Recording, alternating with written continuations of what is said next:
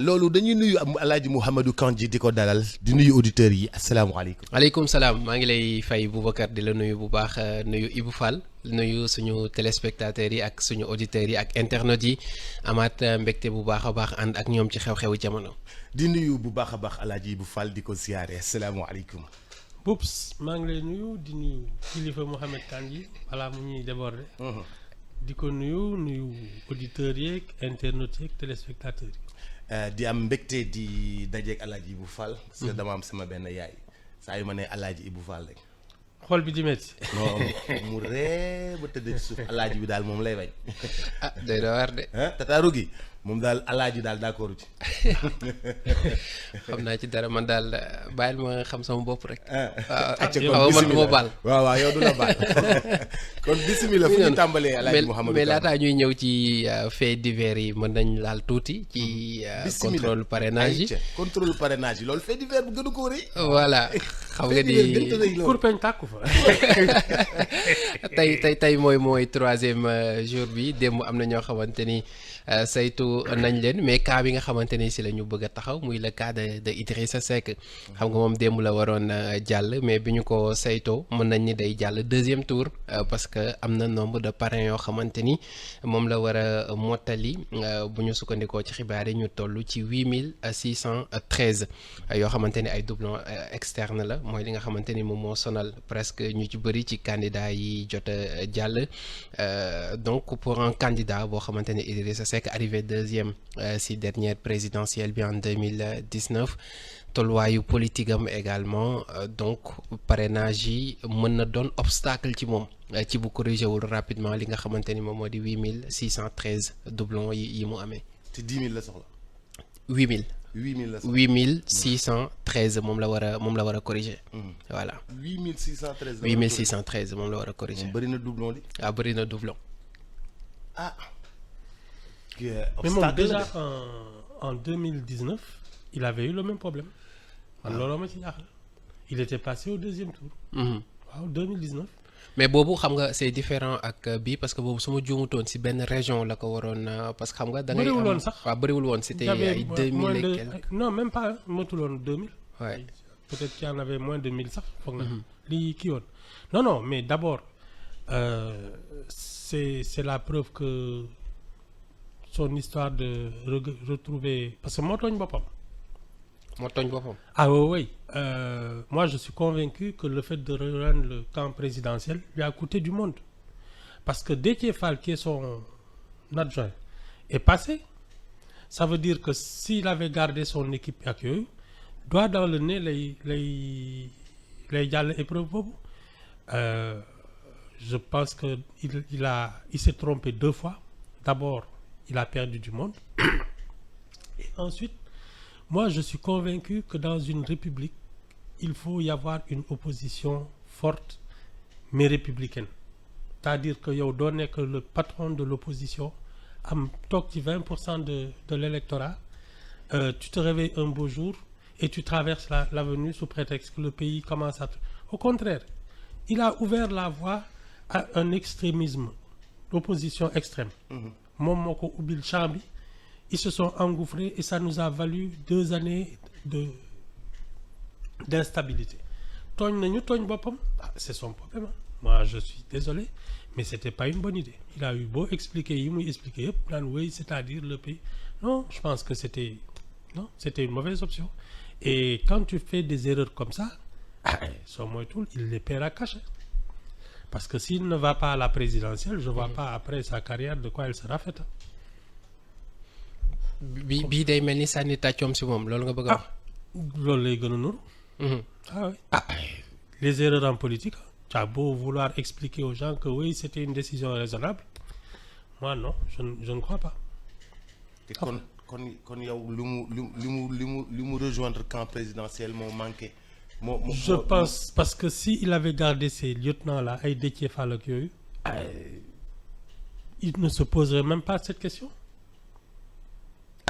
Wala du loolu Déthié Fall jàllul. Déthié Fall jàll na kay. Am na ngoog. C'est ça, il s'est trompé. Est-ce que dinay jàng un peu si histoire parce que bu ñu xoolee élection 2007 yi c'était ça hein, ak Abdoulaye Wade je pense même problème boobu noonu la amoon bokkul ci doublon yi mais dem ba xaw a ñàkk un peu confiance ñi mu àndal ak yenn ci Sénégalais jaabante bi voilà jaabante bi ak yooyu noonu est-ce que nekkul loolu moom mooy véritable problème bi mu amee. Ah, il réfléchit peut-être trop hein, parce que loolu laa foog. réfléchit trop. dem élection yow tu es le patron de l'opposition mais yaa ngi dugg di génn naan peut-être que kii dugg fii génn fa ah waaw xam nga les gens après ils se disent qu'il sait pas où il va parce que ceux qui votent pour toi parce qu'ils veulent sanctionner un régime quand tu te réveilles un beau jour et que tu rejoins le régime qu'ils ont sanctionné mais tu les perds après que tu reviennes leur dire non j'avais raison que xëy na moom moo xam ne mu ko xalaatee man de je suis convaincu que c'était une grossière erreur non seulement pour sa carrière moom mais même à mon sens pour la démocratie sénégalaise parce qu'il a laissé la place à une forme d'opposition complètement irresponsable qui nous a coûté 40 morts et des troubles parce que justement il y avait une place vacante. Am na si part de responsabilité. Bu baax. Tu sais, c'est la même chose que j'ai pensé d'Abdou Diouf en 2000 quand il a pris ses clics et ses claques et il est parti du Sénégal. Mais à partir de là, Wade n'avait plus d'adversaire parce qu'un adversaire qui pèse 48% de l'électorat, tu ne peux pas faire ce que tu veux. Et c'est à partir de ce moment-là qu'il s'est débarrassé de tous ses alliés, il n'avait plus besoin d'eux. Son principal adversaire qui pouvait servir un peu de contre-pouvoir a jeté l'éponge. Ce n'était pas courageux. Surtout pour quelqu'un qui a été 20 ans réélu par les Sénégalais. Il avait au moins un devoir de rester vigilant par rapport à l'exercice démocratique. C'est ça. Il y a des choses. Moi, je pense que les gens qui changent de camp brusquement sous prétexte que l'herbe est plus verte de l'autre côté, ça va. ñooy tooñ nit ñi. Ah mais moom nee na il n'a jamais changé de camp hein. D'ailleurs mu ngi ko doon wax sax na leer ci bopp ñëpp qu'il reste le chef de l'opposition. Oui. Dans sa tête. Ah mais c'est ce qu'il a dit. waaye yow waaw su ko neexee ah yow mu ne la nee na mënul arrivé deuxième ci présidentielle bi ñu génn ba pare ñu bëgg a jox chef de l'opposition bi Ousmane Sonko. Non parce que après tu as une opposition parlementaire.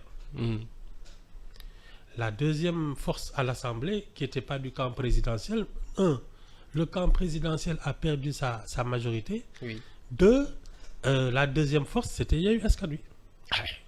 Ça, moom, ça ne s'invente pas. Non. Il ne faut pas se faire d'illusions. Parce que si Yewwi Askan Wi avait pris la majorité, une large majorité, le Premier ministre bi fa lay tollu. Et ce serait le camp présidentiel qui serait pratiquement dans l'opposition parlementaire. Xam ne kay yooyu wax la rek. Mais le problème, c'est que non, je pense que c'était un mauvais choix. Il fallait assumer son statut de chef de l'opposition. Bon, manifestement. Donc li mu ñu doon jaay c'était pas trop ça li muy wax ni il est resté dans l'opposition mais son pays a besoin de lui. Surtout bi ñu ko woowee pour conseil économique social et environnemental bi après le dialogue bi Macky Sall woote woon ak ñoom ñi fare woon ci kujje gi ci pandémie bi. Non, parce que pour moi même quand ton pays a besoin de toi, tu peux le servir en étant dans l'opposition. Parce que tu restes le gardien quand même des valeurs démocratiques, de la bonne gouvernance ak yooyu. Tu n'es pas d'accord sur la manière de faire, mais tu le fais de manière républicaine. C'est tout. Non, ça c'est des histoires. Il a transhumé. Explication yi kay dañuy bare rek, mais il a changé de camp, c'est tout. Moo tax it ça se paye. Ça se paye ci li nga xam ni moom moo di parrainage yi mu difficile nag mais du si moom rek si ñu bëri le parrainage yi difficile. Du difficile. Du difficile. Parrainage yi dafa metti te dafa bëri doublon. Du difficile nit ñi kat dañuy toog nelaw ba mu des 6 mois ñu jóg naan xaaral ma yollo si di fëgg ay fënt ak di laaj ay signature dina difficile. Mais les choses se préparent à l'avance. ñëpp la ñu joxandoo kayit yi aussi Non, avant kayit yi di ñëw nga koy pare. Tu sais l'avantage d'aller aux élections locales et à l'Assemblée nationale, c'est justement que tu entretiens la flamme politique. Ñi nga xam ne après quand tu as des élus locaux ou que tu as des députés ñooñu suñu solee seen daal nañ maa ngi uti signature mais c'est vite fait, c'est le doigt dans le nez. Mais soo tëddee di nelaw di yeewu ba mu des 6 mois nga jóg di fàq kii ak yooyu mais attends, tu vas avoir des problèmes. Une élection, ça se présente, ça se prépare sur un mandat. Et bu ñu xoolee bu ñu defee tuuti analyse ci résultats yu mujjee génn dañu xool souvent ñuy recalé wala ñiy dem deuxième tour chiffres yi du sorante trop kon dañuy jàpp ne xëy na fi ñu tibbee dafa xaw a niroo. ñoom ñëpp alors ñi nga xamante ne jamono ji ñoo gën a nekk ci ginnaaw ce qui est sûr mooy ça va être compliqué pour ñoom parce que démb ci ñu say 73e place. ça va être compliqué. Non mais de toute manière il y en a non tu sais pour man c'est pas une question de place. C'est une question d'avoir anticipé et d'avoir bien préparé ses dossiers. Parce que quand tu as bien travaillé sérieusement, tu ne te poses pas de questions sur ces choses-là. Parce que lii vraiment c'est méthode et organisation. Ah oui, il y a que ça qui marche. Ouais. Il y a que ça qui marche. Après nag chacun va chercher des explications. Oui, dañ ma coince fii, c'est-à-dire qui non, il faut assumer ses propres erreurs.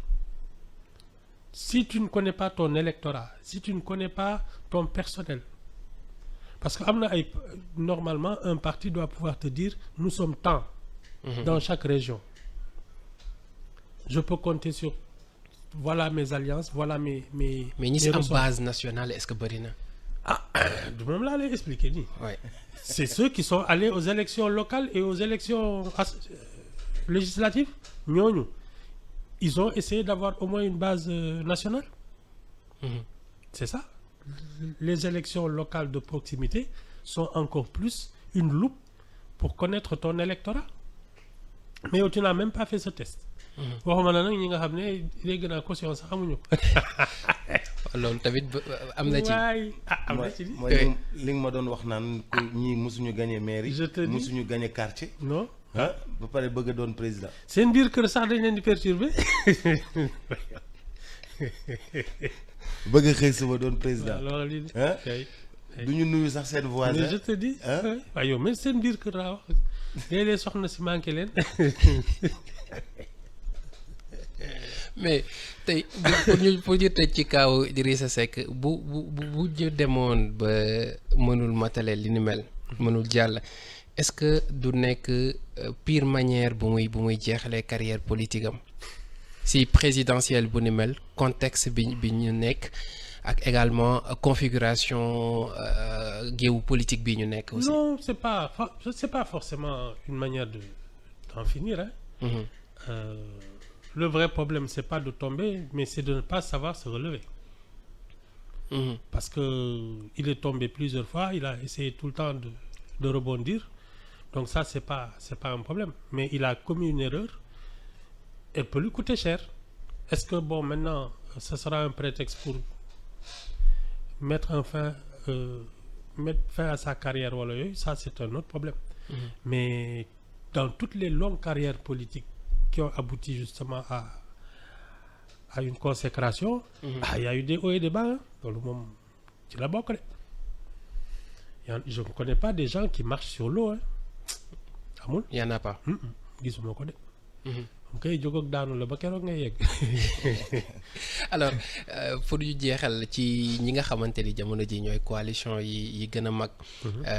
yenn saa yi ñu for ci weewu béy que ni ñoom plus ci parrainage député yi ak élus yi si la ñuy rabattre à la place parrainage citoyen yi loolu amul lecture buñ ci mën a def si c'est avéré.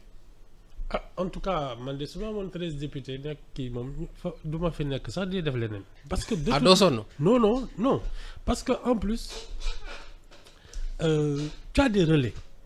Parce que ñoom ils représentent déjà une certaine légitimité et ça te permet toi après de te concentrer sur des tâches plus essentielles. Préparer ton programme, réfléchir à ta stratégie ak yooyu. C'est gagner du temps. C'est gagner du temps hein, et de l'énergie et de l'argent. Le parrainage citoyen là. Soo bëggee di yónni ay ndaw dans les 45 départements. ah ça va, c'est de l'argent. C'est des fonds politiques, c'est beaucoup d'argent. Mais d'autre part aussi, est-ce que du xeetu sondage natt sa bopp un peu parce que présidentiel également c'est Mais comme tu ça. sais, le sondage parce que sondage, c'est toujours à un moment précis. Il ne faut pas se fier toujours en te disant, oui, les sondages de 2023, là, da ngay ñëw 2024, élection yi wax leneen. Ouais. Ça, parce que sondage, c'est toujours une photographie d'un instant précis. Jamono ji fii nga toll. Ci diggante bi mën nga faxastalu ba ñëpp génn ci yow. Donc ça, c'est pas... Non, je pense qu'il faut... Il y a un temps pour l'action et un temps pour la réflexion. Je pense que l'action, c'est durant la campagne. La réflexion, la stratégie, si tu peux t'épargner, il y a une débauche d'énergie et de moyens, il vaut mieux le faire. Hein. Non, c'est un luxe, ça. Avoir 13 députés, voilà, les doigts dans le nez, nga déposer ko ñàkkoo tilimo naanoo ci poussière bi. mu ñaar ñoo jàll wi dañoo dajale ñoom seen bopp ay parrainage pourtant waa Benno Bokk Yaakaar dajale nañ ay parrainage Diouf Sarr dem jëli parrainage yi ñu day Diouf Sarr chargé des parrainages C'est de la com. dem jël këyit yi ñoom annoncé nañ fi ay ñaata meeting 3 millions je waa pense. ay meeting angal bu ne Oui, c'est de la com. ah C'est de la com. angal bu ne ñu def fa meeting C'est de la ba pare indi seen këyitu parrainage wax ni am nañ tant de millions de parrainage 3 millions la ñu waxoon. C'est de la com. après jaar Assemblée nationale. C'est de la com. Non. Aux dernières élections qui ne datent pas d'un an, Juillet hein. juillet 2022, Ouais. ils ont eu 1 700 000 électeurs. Cherchez l'erreur? Mhm. Non, ouais, c'est de la com. Bon, tu peux avoir plein de signatures yoo xam ne nekkul sax ci fichier bi. De toute façon, on ne vérifiera pas tout. 50 000 lañ ci soxla. Mais c'est de la com. Mais la réalité des chiffres, c'est qu'aux dernières élections, ils ont eu 1 700 000 votants. Yewwi Askan Wi am 1 70 000. mu jeex. Ah ouais. ah xanaa dañ naan entre temps liggéey nañ ngir yëkkati ko waat. Wala ñun dañu jur dëkk bi ba mu fees.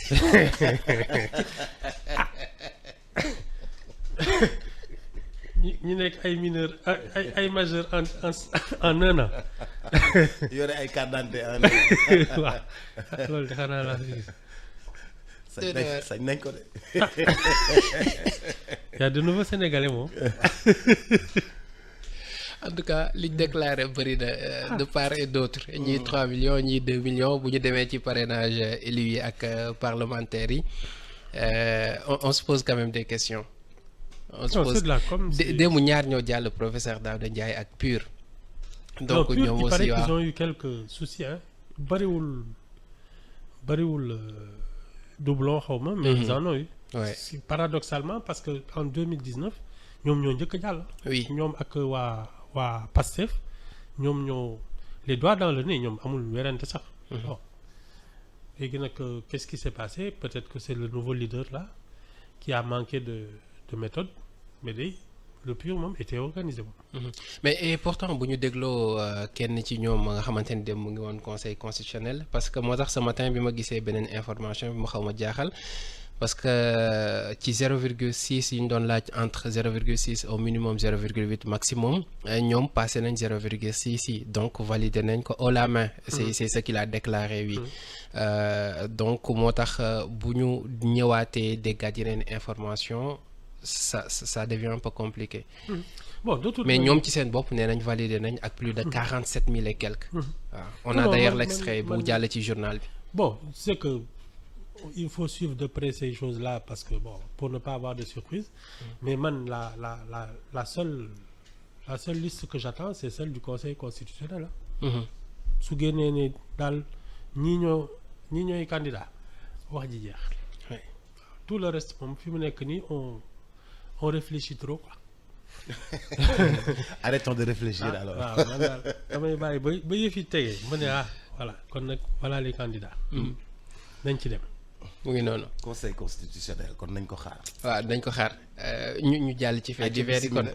alors dañ koy tàmbalee lii à Mbour la xewee mu ngi si www.imedia.sn xeex boo xamante ni ci diggante jëkkër la ak jabar parce que moom nee nañu wujjam la amaloon na problème par la suite ci la jàppante am ba moom soxna si am 38 ans jaaree fa ñàkk bakkanam mbir mi 27 décembre la bu ñu sukkandikoo ci ndijaayam moom nee na woo nañ ko sax le jour ne ko sa jarbaat bi jamono ji kër ga xaw na jaxasoo ba mook jëkkër ji sax dañu am problème génnee na ay bagage am par la suite ci la xeex am ba ñu gaañ ko ci donc ñoom foofu la jaaree ñàkk bakkanam alors famille am porté nañ plainte ki nga xamante ni moom moo di borom këram moom jéem nañu ko jot mais li mu bëgg jamono ji mooy bañ a àddu ci li nga xamante ni moo di li ñu koy tuumal alors muy ñëwaat ci question li nga xamante ni moom moo di ménage yi ak tension yi nga xamante ni dañuy ci am parfois mu dem ba conduire ci meurtre wala yéen mel. man daal comme du par force vraiment soo leen daan dem bay xeex mais ku ne dem xeex du par force. mariage du par force. non parce que tu sais et puis souvent il y a des prémices parce que la violence physique là elle est toujours précédée de violence verbale et de violence psychologique yooyu soo ci duggee vraiment demal waaw du par force parce que proximité beeg chaque jour ngeen di rombanteeg di sànnante ay yëf mais ça monte par degré jusqu'au jour où l'irréparable arrive alors que soo moytul c'est des tensions qui ont commencé depuis longtemps mais xam nga fii ñun dañu mën a non da ngay muñ sëyal kii machin ratatatat kii seetal ci xale yi waaw non du par force mais ni nga ko waxee nii yomb na de Ibou Fall ni nga ko waxee nii yombul trop c'est la bu jàppante amee rek demal parce que c'est la solution la plus moo gënoon oui parce que bu ci dee amee moom c'est ça sedd parce que dem nañu ba dee am ci waaw mais xam nga loolu ko ñu si bëri duñu ko prévoir je suis d'accord avec moom si fu muy wax ni par degré la violence physique souvent violence verbale moom moo koy jiitu mais ñun ak ni ñuy dundee ménage yooyu noonu du coow day am rek tey nga dem déedéet dinañ leen muñal moom kay wax na ko dinañ muñal seet ci xale yi moo tax ma ne ko li wax est-ce que nga toog muñ seet ci xale yi plus facile à dire qu'à faire non mais tu sais couple mën na am tension parce que de toute manière cohabiter sax c'est difficile mais moi je pense que la base d'une relation quelle qu'elle soit mais surtout dans un couple c'est le respect mutuel dès qu'on commence à s'insulter il y a plus de respect quand vous ne vous respectez plus qu'est-ce que vous faites encore ensemble non ça c'est simple hein, il faut pas se chercher des excuses la base de toute relation c'est le respect mutuel fu saagante commencé kay nga xam ne loolu jeex na loo fay defati kay gàddul say bagages rek ni loolu bu la ci fekk non du par force c'est tout sama waa ji leen daal na la ko wax sëy ñaar la jàppalante bëggante suturaalante mais bu ñu demee ba ku jigéen kii saaga walla ku góor kii saaga après bu saaga jël pot sànni après bu paree jël pot sànni jël togg bu neexul togg bu neexul taajalee la ko taajal ko nu mu ko neexee ba yàgg yow nga ne neexul mu ne la pour lan ma togg ba pare nga naan neexul coow li jolli xuloo bi jolli xuloo bi après songo après dóorante fekkee dañuy songoo di dóorante kay ñu bàyyi ko et c'est là qu'on en revient aux fondamentaux hein? La bonne éducation parce que les gens qui sont bien éduqués là lu mu tàng ils restent calme pas calme sax mais respectueux dafa am loo xam ne kenn du leen ci fekk du ñu saaga du ñu dóoree du ñu wax ju ñaaw ak lu parce que c'est ça qui fait la bonne éducation. Il y a des gens qui traversent des situations pénibles, insupportables sax, mais tu ne les verras jamais déraper. moo tax ku yarul sa doom tooñ nga ko mais même loolu éducation la maîtrise de soi. c'est ça. Non mais moo koy def moo lay def nit c'est tout nga nekk ci situation bu compliquée mais jamais un mot de plus haut que l'autre c'est ça te loolu en général nag ça inspire le respect koo xam ne da nga koy rusee sax ni mu yaroo ni mu teeyeeg ni mu kii da nga koy rusee c'est la base mais su dee da nga gaaw a yebbeeku yii lay jur. gaaw a yebbeeku daal moom am na lu ko gën. mais nan la ñu mën a def ba egg ci degré boobu noonu est-ce que ci début bi la ñu faussé est-ce que entre-temps nekkin bi mooy metti de sorte que ni tey même bu ñu buggul dem tension bi dina egg ci niveau boo xamante ni yenn saa yi l'irréparable mën na ñëw à chaque instant. Comment est-ce qu'on fait pour arriver à ce stade? xam nga man bon je sais pas ñun en général il y a deux manières de considérer un ménage. Lesquelles? li ngay dugg. benn tu dis moi je cherche un bon conjoint maanaam man damay ut koo xam ne daal baax na ci samay bët mais la difficulté c'est que yow en cherchant un bon conjoint tu pointes tous les défauts en disant li baax na li baaxul parce que tu qualifies déjà la relation. L'autre manière d'aborder à mon sens un ménage c'est de dire je vais être un bon conjoint ce qui t'engage yow. Donc tu as tendance à ne même pas pointer les défauts de l'autre parce que ça ne t'engage presque pas yow sa bopp moo la engagé li ngay def tu fais ton devoir léegi nag ni keneen ki mel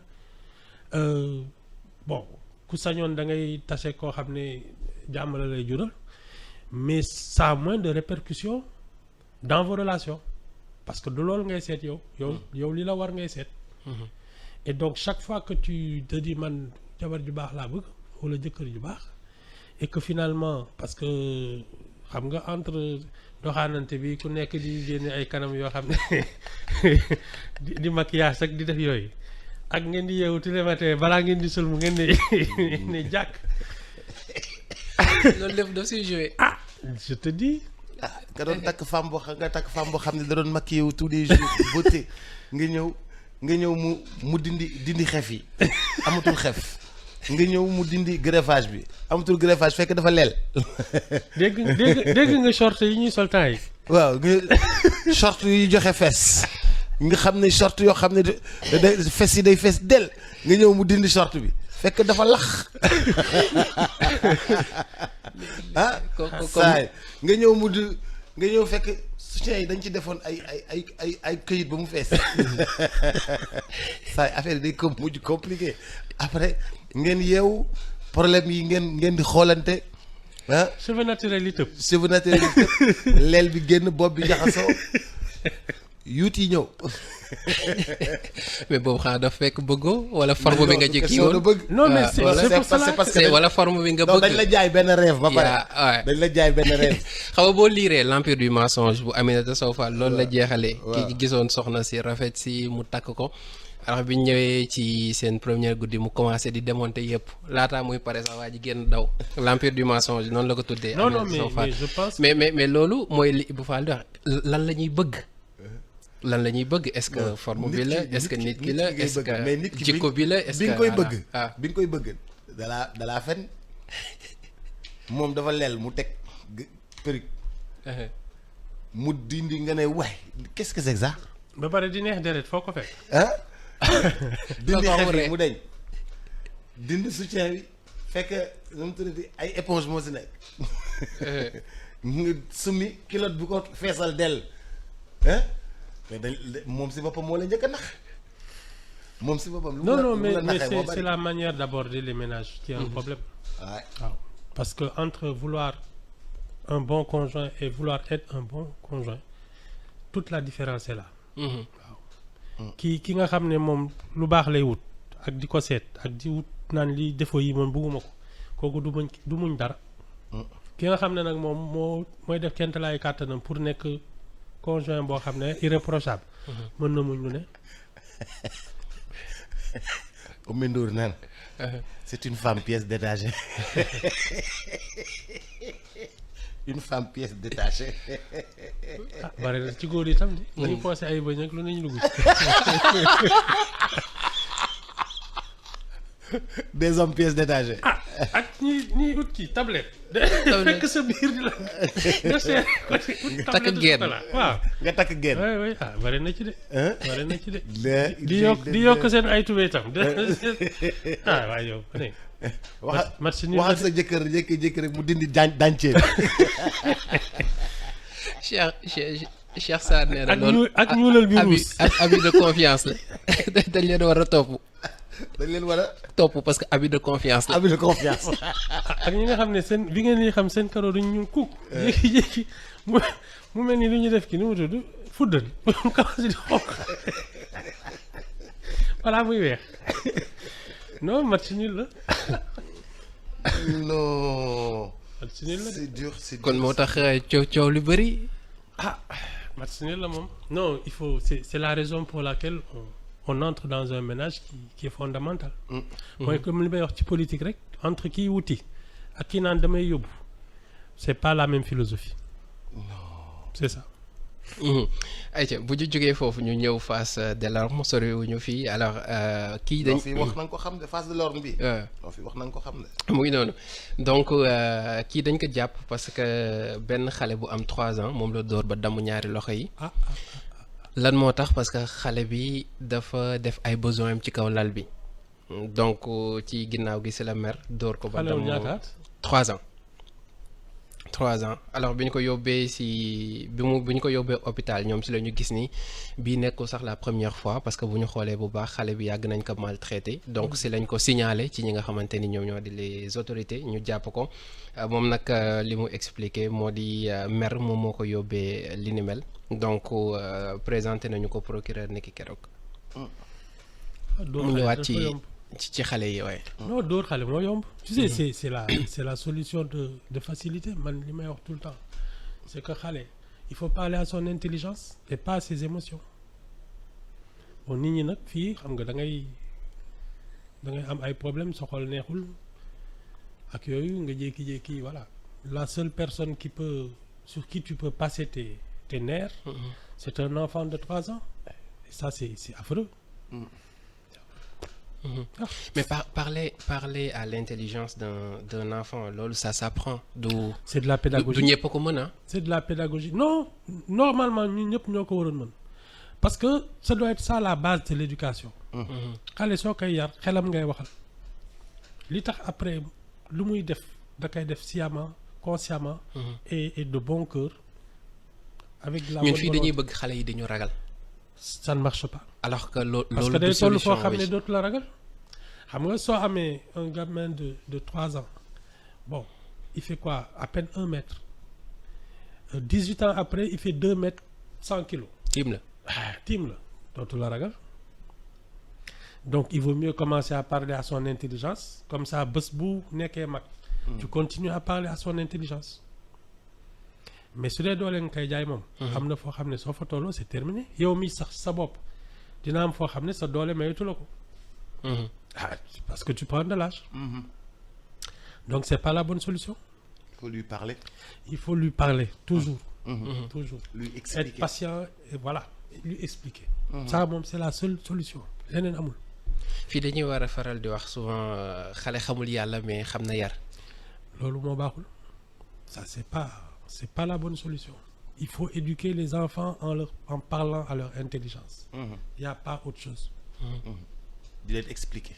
il faut di leur leen wan yoon di leen jox ay exemple et puis être exemplaire sax d'abord di leen jox ay exemple maa la wax lii di leen jox ay exemple lii mës na am lii mës na am lii xew na lii xew na lii xew na. et puis yi ci bari par exemple ñun les cadeaux qu'on offre aux enfants mais il faut donner des cadeaux intelligents c'est-à-dire. man dama seet kan moo doon am na ku ma doon won une bataille de pétards là ci benn quartier qui a dégénéré ay pétards ay fetal ay yooyu non les livres il faut leur offrir des livres qu'ils apprennent à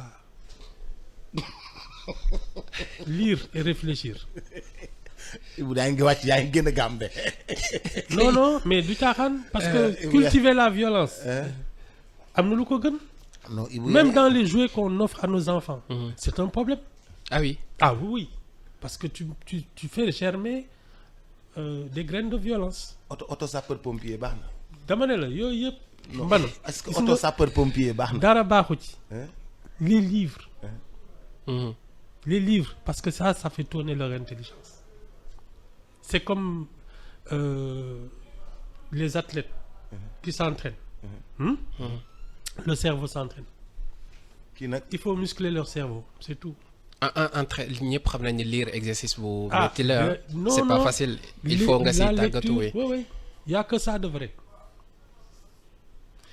Commencez par ça. Après, su la neexee nag ngay dugg ci yeneen. Mais commencez par ça. mais xale yi pistolet lañ gën a bëgg de.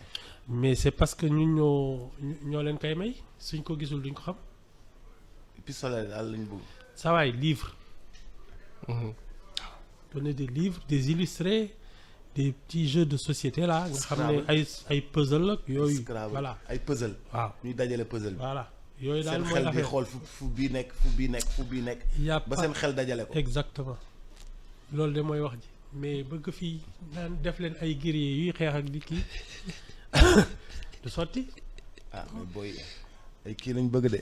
Zoro. ah oui je te dis. épée lañ bëgg ak kii de ak affaire bu noir bi. loolu de du jàmm. solu Zoro Parce yore que ce épée. sont et puis tu sais parce que soo seetloo ce sont les sociétés violentes mooy les sociétés occidentales là ñoom ñu am genre héros yooyu ah ay France ak ay yooyu. ay Superman. Colonisation c'était quoi? C'était pas des promenades de santé. C'était des gens c'était des trucs de violence de guerre ak yooyu. ñoom rek ñoo koy def. Ah ça commence quand tu es jeune. On cultive en toi la violence. Après foo dem foog ne doole nga fa war a jaay. Non, il faut leur donner des livres, des jeux de société, de construction. waaw loolu daal mooy wax ci. ñu ngi koy gërëm di ko sant. li ma jaaxal ñi nga xam ne xalaatuñu dugal seen doom yi école de nu ñuy joxe cadeau livre mooy problème bi. ah seen doom yi dañ leen war a loolu dugal aussi c'est un autre dugal alxuraan dugal leen école. c'est un autre débat. oui leen war a dugal alxuraan dugal leen école. mooy yoon. jërëjëf ñoo ngi lay gërëm bu baax a baax di la sant Alaaji bu Fall ba suba ak jàmm nga dem ñu dem. waaw Mouhamadou Kandji ba suba ak jàmm incha allah jaajëfal la bu baax. merci beaucoup. jërëjëf la suite ce sera avec Cheikh Sarr et puis après le bulletin d'information Cheikh Sarr dans Xaram ci Cina tout à l'heure. loolu dañuy nuyu Alaaji Mouhamadou Kandji di ko dalal di nuyu auditeurs yi asalaamaaleykum. aleykum salaam maa ngi lay fay Boubacar di la nuyu bu baax nuyu Ibou Fall nuyu suñu téléspectateurs yi ak suñu auditeurs yi ak internautes yi amaat mbégte bu baax a baax ànd ak ñoom ci xew-xewu jamono. di nuyu bu baax a baax Alaaji Ibou Fall di ko ziyaare asalaamaaleykum. Boubs maa ngi lay nuyu di nuyu kilifa Mouhamed Kandji balaa mu ñuy déborder. di ko nuyu auditeurs yeeg internautes yeeg téléspectateurs yi. di am mbégte di dajeeg Alaaji Ibou Fall. parce que dama am sama benn yaay saa yu ma nee Alaaji Ibou Fall rek. xol bi di métti. non mu ree ba tëdd ci suuf Alaaji bi daal moom lay bañ. ah doy na waar de. tataaru gi moom daal Alaaji daal d'accord ci. xam naa ci dara man daal bàyyil ma xam sama bopp rek. waaw man du ma baal. waaw yow du la baal. kon bisimilah fu ñu tàmbalee Alaaji Mouhamadou mais laataa ñuy ñëw ci faits divers yi mën nañ laal tuuti ci. contrôle parrainage yi contrôle parrainage yi loolu fait divers bu gën a ko rëy. voilà xam nga ni kurpeñ tàkku fa. tey mooy troisième jour bi démb am na ñoo xamante ni saytu nañ leen mais cas bi nga xamante ni si la ñu bëgg a taxaw muy le cas de Idrissa Seck xam nga moom démb la waroon jàll mais bi ñu ko saytoo mën nañ ni day jàll deuxième tour parce que am na nombre de parrains yoo xamante ni moom la war a mottali bu ñu sukkandikoo ci xibaar yi ñu toll ci 8613 yoo xamante ni ay doublons externes la mooy li nga xamante ni moom moo sonal presque ñu ci bëri ci candidat yi jot a jàll donc pour un candidat boo xamante ni Idrissa Seck arrivé deuxième si dernière présidentielle bi en 2019 tolluwaayu politique am également donc parrainage yi mën na doon obstacle ci moom ci bu corrigé wul rapidement li nga xamante ni moom moo di 8613 doublons yi mu amee. te 10 000 la soxla. 8000. 8000 la soxla 8613 moom la war a corriger. voilà 8613. 8613 moom la war a corriger. bëri na doublon li. bëri na doublon. Mais bon, obstacle la déjà en 2019, il avait eu le même problème. Alors, il était passé au deuxième tour. En 2019. mais boobu xam nga c'est différent ak bii parce que boobu su ma juumutoon si benn région la ko waroon parce que xam nga da ngay bëriwul woon am sax. waaw bëriwul woon c'était Il y avait ay 2000 moins et de- quelques. Non, même pas. Motoulon 2000. Ouais. Peut-être qu'il y en avait moins de 1000 ça. Non, non, mais d'abord, c'est la preuve que son histoire de retrouver. Parce que moi, moo tooñ boppam. ah oui, oui. Moi, je suis convaincu que le fait de rejoindre le camp présidentiel lui a coûté du monde. Parce que Déthié Fall, qui est son adjoint, est passé. Ça veut dire que s'il avait gardé son équipe accueillie, doit dans le nez les épreuves boobu. Je pense que il s'est trompé 2 fois. D'abord, il a perdu du monde.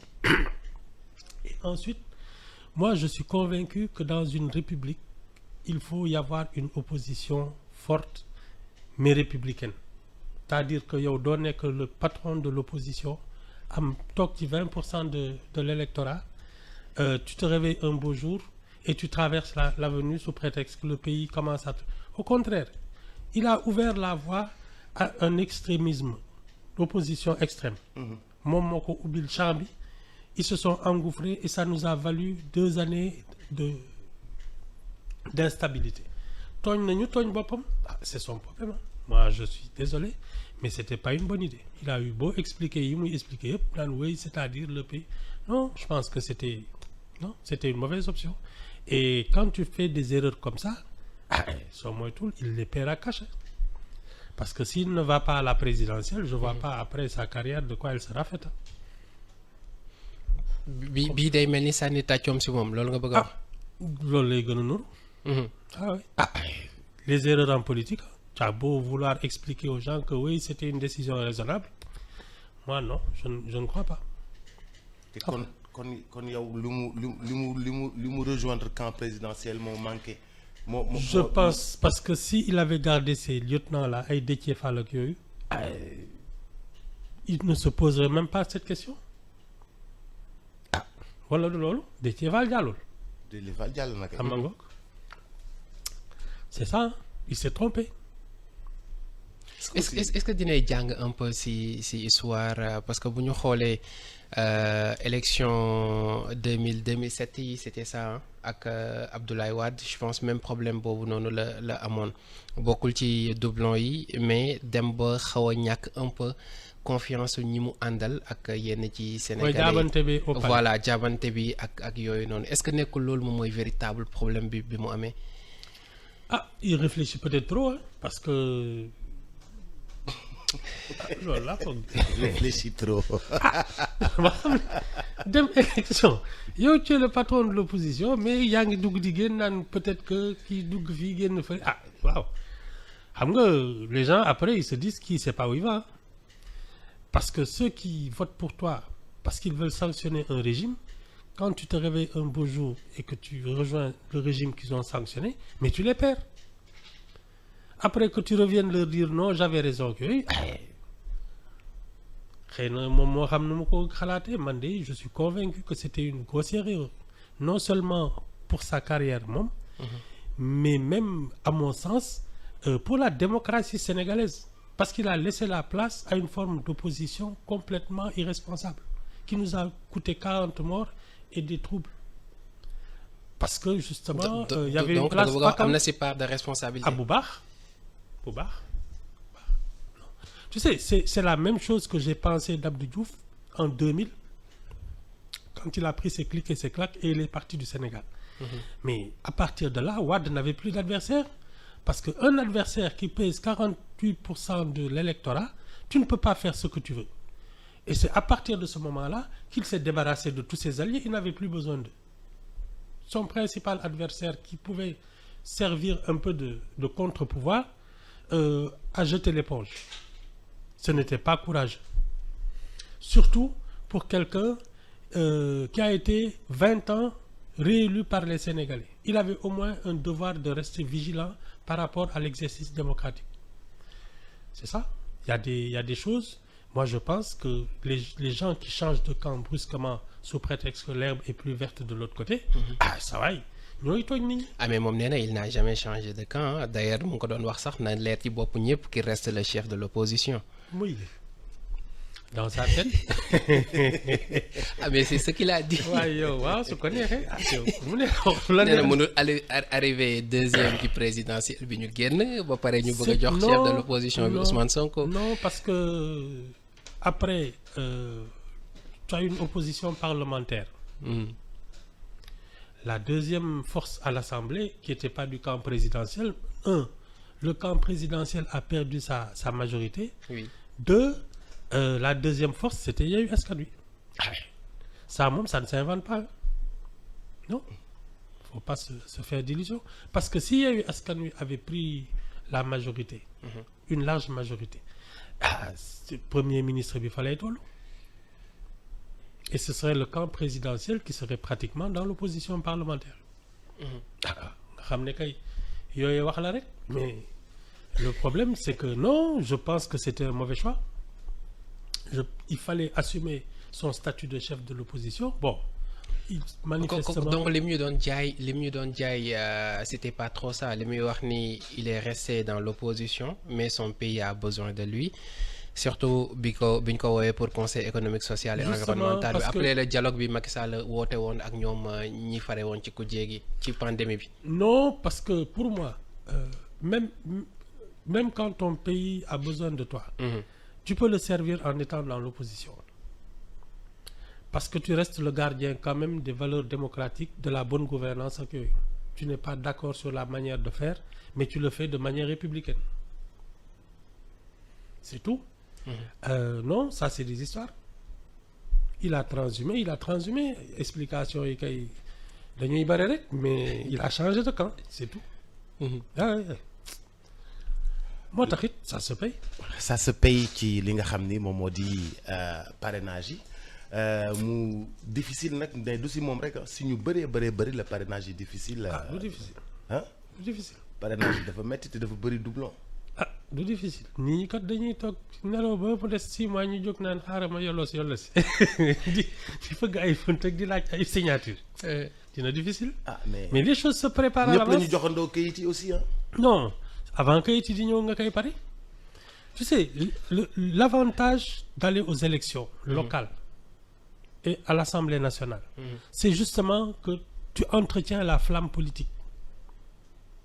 Ñi nga xam ne après quand tu as des élus locaux ou que tu as des députés ñooñu suñu solee seen daal nañ maa ngi uti signature mais c'est vite fait, c'est le doigt dans le nez. Mais soo tëddee di nelaw di yeewu ba mu des 6 mois nga jóg di fàq kii ak yooyu, mais attends, tu vas avoir des problèmes. Une élection, ça se prépare sur un mandat.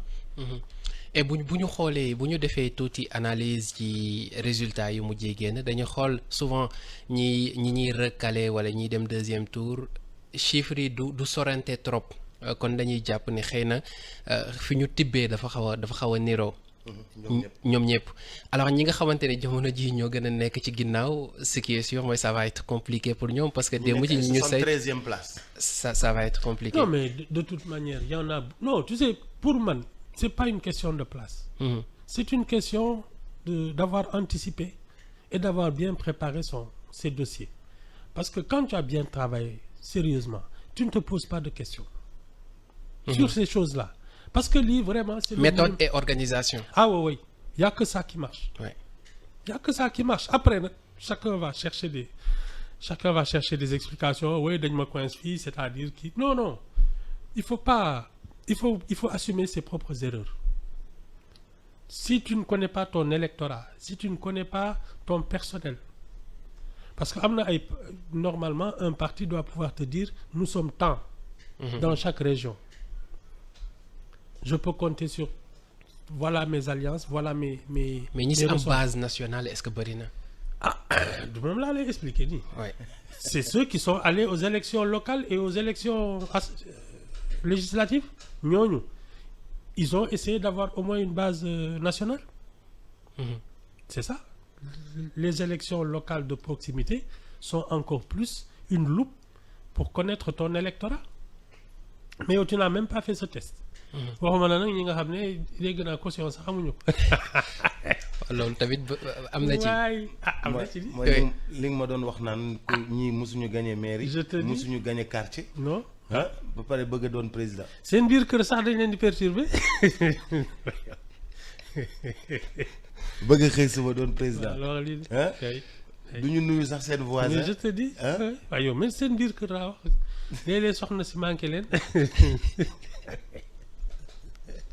mais tey pour ñu tëj ci kaaw Idrissa Seck bu ñu demoon ba mënul matale li ni mel.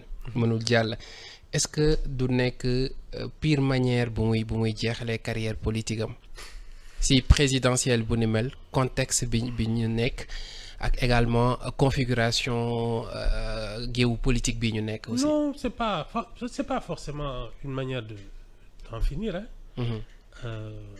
Le vrai problème c'est pas de tomber mais c'est de ne pas savoir se relever. Parce que il est tombé plusieurs fois, il a essayé tout le temps de rebondir. Donc ça c'est pas un problème, mais il a commis une erreur. Elle peut lui coûter cher. Est-ce que bon maintenant ce sera un prétexte pour mettre fin à sa carrière wala yooyu, ça c'est un autre problème. Mais dans toutes les longues carrières politiques qui ont abouti justement à une consécration, il y a eu des hauts et des bas. Loolu moom ci la bokk de. Je ne connais pas des gens qui marchent sur l'eau. Amul. Il y en a pas. Gisuma ko de. kay jóg ak daanu la ba keroog ngay yegg. alors pour ñu jeexal ci ñi nga xamante ni jamono ji ñooy coalition yi gën a mag. yenn saa yi ñu for ci weewu béy que ni ñoom plus ci parrainage député yi ak élus yi si la ñuy rabattre à la place parrainage citoyen yi loolu amul lecture buñ ci mën a def si c'est avéré. Ah en tout cas man de su ma amoon 13 députés nekk kii moom du ma fi nekk sax di def leneen. parce que doo sonn. non parce que en plus tu as des relais. Parce que ñoom ils représentent déjà une certaine légitimité et ça te permet toi après de te concentrer sur des tâches plus essentielles. Préparer ton programme, réfléchir à ta stratégie ak yooyu. C'est gagner du temps. Ah, c'est gagner du temps hein, et de l'énergie et de l'argent. Le parrainage citoyen là. Soo bëggee di yónni ay ndaw dans les 42 départements, 45 départements. Ça c'est de l'argent. C'est des fonds politiques, c'est beaucoup d'argent. Mais d'autre part aussi, est-ce que du xeetu sondage natt sa bopp un peu parce que présidentiel également c'est mais comme tu ça. sais le sondage parce que sondage c'est toujours à un moment précis. Il faut pas se fier toujours en te disant oui les sondages de 2023 là da ngay ñëw 2024 moo élection yi wax leneen. Ouais. Ça parce que sondage c'est toujours une photographie d'un instant précis. jamono ji fii nga toll. ci diggante bi mën nga faxastalul ba ñëpp génn ci yow. Donc ça c'est pas non je pense que il y a un temps pour l'action et un temps pour la réflexion. Je pense que l'action c'est durant la campagne.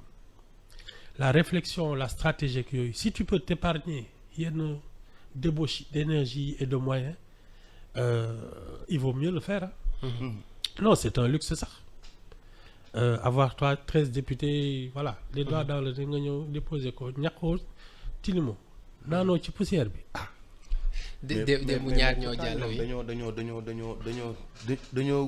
dañoo dajale ñoom seen bopp ay parrainage pourtant waa Benno Bokk Yaakaar dajale nañ ay parrainage Diouf Sarr dem jëli parrainage yi ñu day Diouf Sarr chargé des parrainages dem jël këyit yi ñoom annoncé nañ fi ay ñaata meeting 3 millions je waa pense. ay meeting angal bu ne oui c'est de la com angal bu ne ñu def fa meeting C'est de la ba pare indi seen këyitu parrainage wax ni am nañ tant de millions de parrainage 3 millions la ñu waxoon. c'est de la com après jaar Assemblée nationale. c'est de la com ñoom aux dernières élections qui ne datent pas d'un an Juillet hein. juillet 2022 Ouais. ils ont eu 1,7 million électeurs. Cherchez l'erreur. Non ouais, c'est de la com. Bon tu peux avoir plein de signatures yoo xam ne nekkul sax ci fichier bi. De toute façon on ne vérifiera pas tout 50 000 lañ ci soxla. Mais c'est de la com. Mais la réalité des chiffres c'est que aux dernières élections ñoom ils ont eu 1,7 million votants. Yewwi Askan Wi am 1,70 million. Ah ouais. xanaa dañ naan entre temps liggéey nañ ngir yëkkati ko waat. wala ñun dañu jur dëkk bi ba mu fees.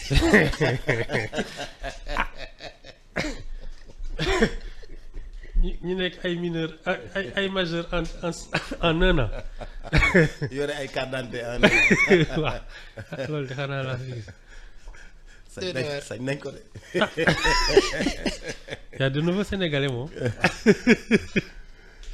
en tout cas liñ déclaré bëri na de part et d'autre ñii 3 millions ñii 2 millions bu ñu demee ci parrainage élus yi ak parlementaires yi on se pose quand même des questions. On se pose démb ñaar ñoo jàll professeur Daouda Ndiaye ak PUR. donc ñoom aussi il paraît qu'ils ont eu quelques soucis hein. bariwul doublon xaw ma. mais ils en ont eu. Ouais. Paradoxalement parce que en 2019 ñoom ñoo njëkk a jàll. oui ñoom ak waa Pastef ñoom ñoo les doigts dans le nez ñoom amul werante sax. bon léegi nag qu'est-ce qui s'est passé peut-être que c'est le nouveau leader là qui a manqué de méthode mais day le PUR moom était organisé moom.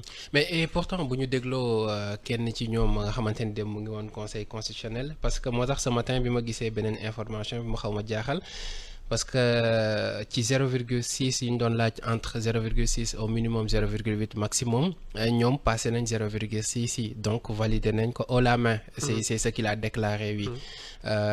donc moo tax bu ñu ñëwaatee déggaat yeneen information ça devient un peu compliqué. Bon, mais ñoom ci seen bopp nee nañ validé nañ ak plus de 47 000 et quelques. waaw on a d'ailleurs l'extrait bu jàll ci journal bi. bon c'est que il faut suivre de près ces choses-là parce que bon pour ne pas avoir de surprise. mais man la seule liste que j'attends c'est celle du Conseil constitutionnel ah. su génnee ne daal ñii ñooy candidat wax ji jeex. tout le reste moom fi mu nekk nii on réfléchit trop quoi. Arrêtons de réfléchir alors. waaw man daal damay bàyyi ba yëf yi tege ma ne voilà kon nag voilà les candidats. nañ ci dem. mu ngi noonu. conseil constitutionnel kon nañ ko xaar. waaw dañ ko xaar ñu jàll ci fait divers yi kon.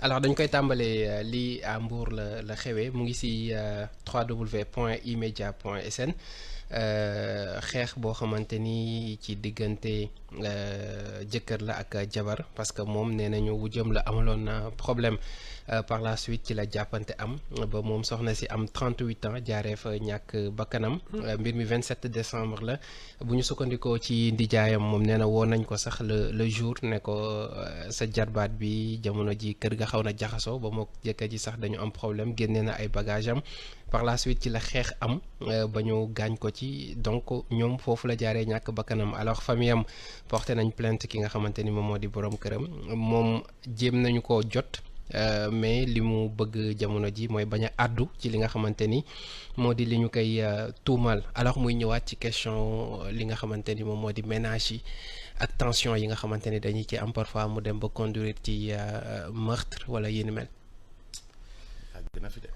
Ouais. man daal comme du par force vraiment soo leen daanee dem bay xeex mais ku ne dem xeex du par force. mariage du par force. non parce que tu sais et puis souvent il y a des prémices parce que la violence physique là elle est toujours précédée de violence verbale. et de violence psychologique yooyu soo ci duggee vraiment demal waaw du par force parce que proximité beeg chaque jour ngeen di rombanteeg di sànnante ay yëf mais ça monte par degré jusqu'au jour où l'irréparable arrive alors que soo moytul c'est des tensions qui ont commencé depuis longtemps. mais xam nga fii ñun dañu mën a non da ngay muñ sëyal kii machin ratatatat kii seetal ci xale yi waaw non du par force. mais ni nga ko waxee nii yomb na de Ibou Fall. ni nga ko waxee nii yombul trop. c'est la bu jàppante amee rek demal parce que. c'est la solution la plus. moo gënoon oui parce que bu ci dee amee moom. c'est ça parce que dem nañu ba dee am ci. waaw mais xam nga loolu ko ñu si bëri duñu ko prévoir je suis d'accord avec moom si fu muy wax ni par degré la violence physique souvent violence verbale moom moo koy jiitu mais ñun ak ni ñuy dundee ménage yooyu noonu du coow day am rek tey nga dem. déedéet dinañ leen muñal. Ouais. moom kay wax na ko. dinañ leen muñal seet ci xale yi. moo tax ma ne ko li wax. est-ce nga que toog yóbbul muñ trop seet ci xale plus yi. facile à dire qu'à faire. non Nga- mais tu sais couple mën na am tension. Parce que de toute manière cohabiter sax c'est difficile. Ouais. Mais moi je pense que la base d'une relation quelle qu'elle soit mais surtout dans un couple c'est le respect mutuel. Dès qu'on commence à s'insulter il y a plus de respect. Ah. Quand vous ne vous respectez plus qu'est-ce que vous faites encore ensemble? Non, ça c'est simple, hein, il faut pas se chercher des excuses. La base de toute relation c'est le respect mutuel.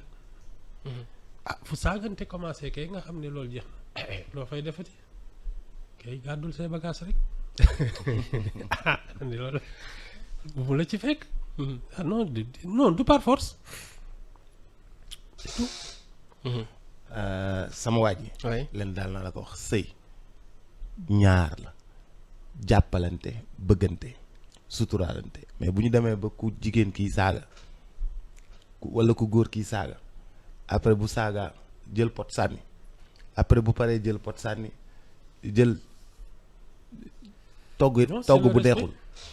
neexul togg bu neexul taajalee la ko taajal ko nu mu ko neexee ba yàgg yow nga ne neexul mu ne la pour lan ma togg ba pare nga naan neexul coow li jolli xuloo bi jolli xuloo bi après songo après dóorante fekkee dañuy songoo di dóorante kay ñu bàyyi ko. Et c'est là qu'on en revient aux fondamentaux, hein, la bonne éducation. Parce que les gens qui sont bien éduqués là lu mu tàng ils restent calme. pas calme sax mais respectueux. dafa am loo xam ne kenn du leen ci fekk du ñu saaga du ñu dóore du ñu voilà du ñu wax ju ñaaw ak lu parce que c'est ça qui fait la bonne éducation. Il y a des gens qui traversent des situations pénibles insupportables sax mais tu ne les verras jamais déraper. waaw moo tax ku yarul sa doom tooñ nga ko. mais même loolu éducation la maîtrise de soi. c'est ça. Non mais moo koy def moo lay def nit c'est tout nga nekk ci situation bu compliquée mais jamais un mot de plus haut que l'autre. C'est ça. te loolu en général nag ça inspire le respect koo xam ne da nga koy rusee sax ni mu yaroo ni mu teeyeeg ni mu kii da nga koy rusee c'est la base mais su dee da nga gaaw a yebbeeku yii lay jur. gaaw a yebbeeku daal moom am na lu ko gën. mais nan la ñu mën a def ba egg ci degré boobu noonu est-ce que ci début bi la ñu faussé est-ce que entre-temps nekkin bi mooy metti de sorte que ni tey même bu ñu buggul dem tension bi dina egg ci niveau boo xamante ni yenn saa yi l'irréparable mën na ñëw à chaque instant. Comment est-ce qu'on fait pour arriver à ce stade? xam nga man bon je sais pas ñun en général il y a deux manières de considérer un ménage. Lesquelles? li ngay dugg. benn tu dis moi je cherche un bon conjoint maanaam man damay ut koo xam ne daal baax na ci samay bët mais la difficulté c'est que yow en cherchant un bon conjoint Oui. tu pointes tous les défauts en disant li baax na li baaxul parce que tu qualifies déjà la relation. L'autre manière d'aborder à mon sens un ménage c'est de dire je vais être un bon conjoint, ce qui t'engage yow.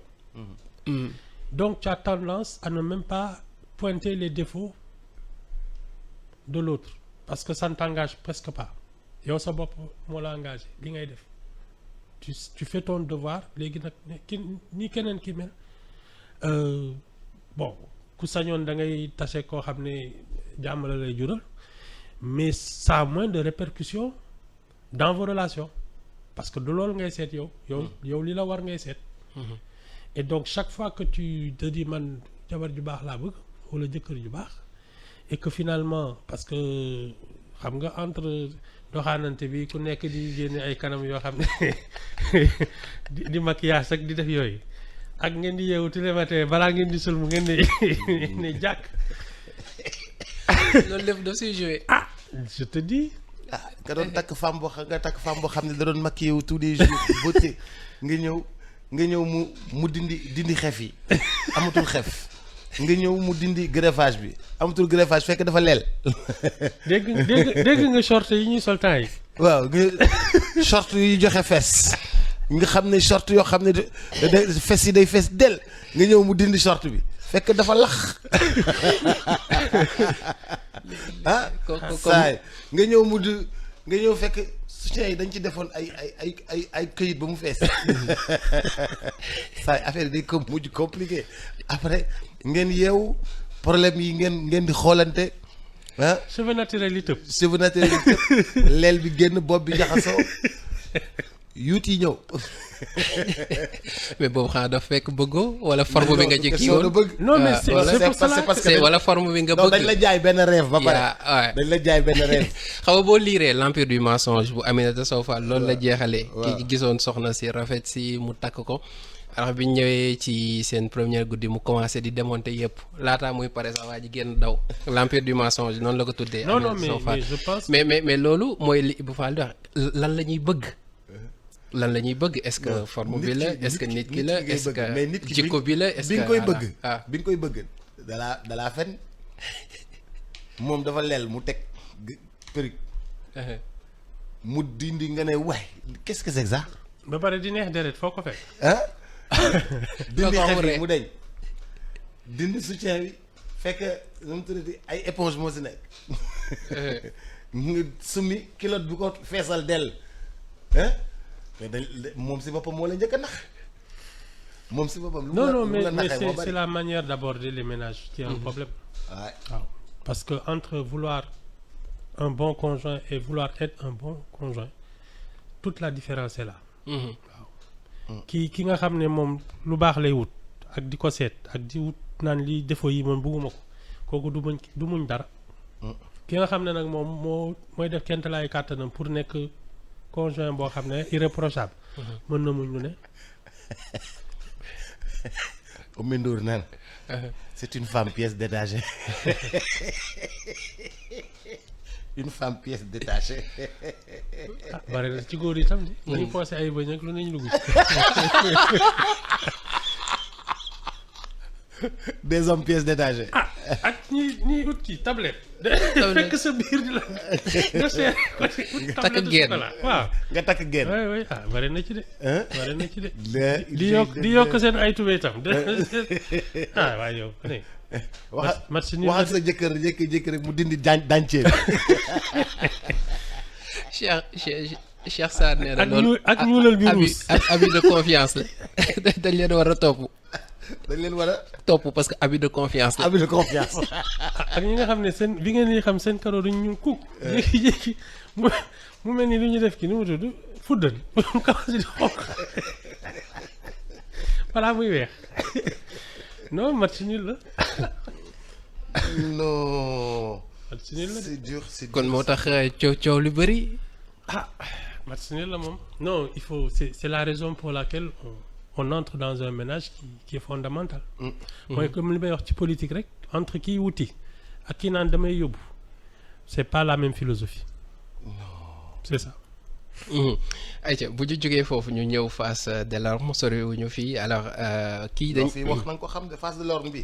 non fii wax nañ ko xam de. mu ngi noonu donc kii dañ ko jàpp parce que benn xale bu am 3 ans moom la dóor ba damm ñaari loxo yi. lan moo tax parce que xale bi dafa def ay besoins am ci kaw lal bi donc ci ginnaaw gi si la mer dóor ko ba damm 3 ans. 3 ans alors bi ñu ko yóbbee bi ñu ko yóbbee hôpital ñoom si la ñu gis ni bii nekkul sax la première fois parce que bu ñu xoolee bu baax xale bi yàgg nañ ko maltraité donc si lañ ko signalé ci ñi nga xamante ni ñoom ñoo di les autorités ñu jàpp ko moom nag li mu expliqué moo di mer moom moo ko yóbbee li ni mel donc présenté nañu ko procureur niki keroog.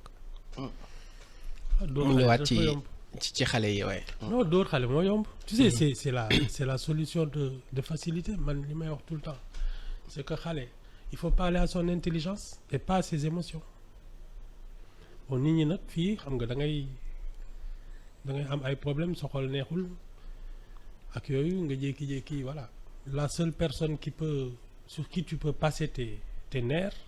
C'est un enfant de 3 ans et ça c'est affreux.